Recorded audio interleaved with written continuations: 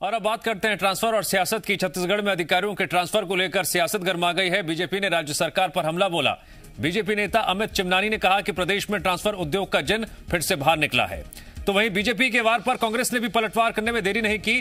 Congress media विभाग के अध्यक्ष सुशील आनंद शुक्ला ने कहा, बीजेपी रूटीन ट्रांसफर पोस्टिंग में भी सियासत खोज लेती है। बीजेपी ऐसा इसलिए कह रही है क्योंकि अपने कार्यकाल में उन्होंने ऐसे ही ट्रांसफर पोस्टिंग किए हैं।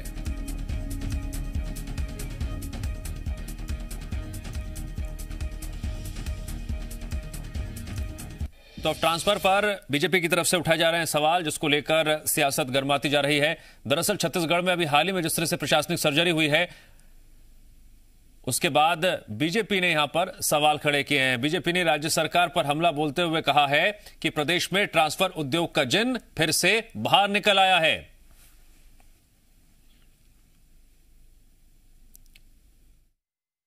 क्या ये न माना जाए कि कोविड के इस पेंडेमिक के दौरान फिर से बड़ी तादाद में अधिकारियों का तबादला पैसे की वजह से किया गया है?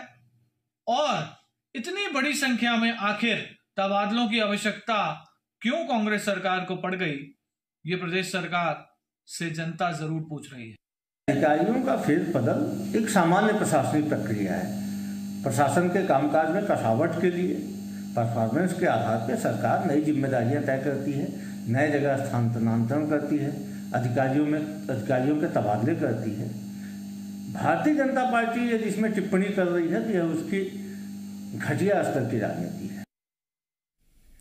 जी मीडिया संवाददाता सत्यप्रकाश जुड़ गए हमारे साथ इस खबर पर और अधिक जानकारी के लिए। सत्यप्रकाश, बीजेपी लगा रही है ट्रांसफर उद्योग चलाने का आरोप, दूसरी तरफ कांग्रेस कह रही है रूटीन ट्रांसफर, क्या पूरा माजरा है फिलहाल?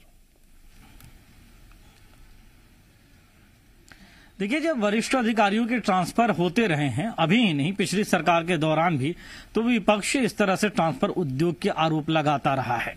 मतलब कि जब विपक्ष में कांग्रेस पार्टी भी थी 2018 या उससे पहले, तब भी इस तरह के आरोप तात्कालीन सरकार पे लगाए जाते थे।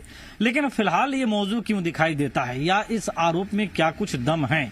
अगर इस ओर देखें तो जिस तरह से छत्तीसगढ़ में पिछले दिनों में सीएम भूपेश बघेल ने एसपी की तमाम आईएएस जो कलेक्टर हैं उनकी कॉन्फ्रेंस की थी, और उसके बाद समीक्षाएं जो की थी कामकाज की, उसके बाद से ही राजनीतिक हलकों में, छत्तीसगढ़ के प्रशासनिक हलकों में इस बात की चर्चा थी कि बड़े स्तर पे एसपी के, कलेक्टर के तबादले होंगे।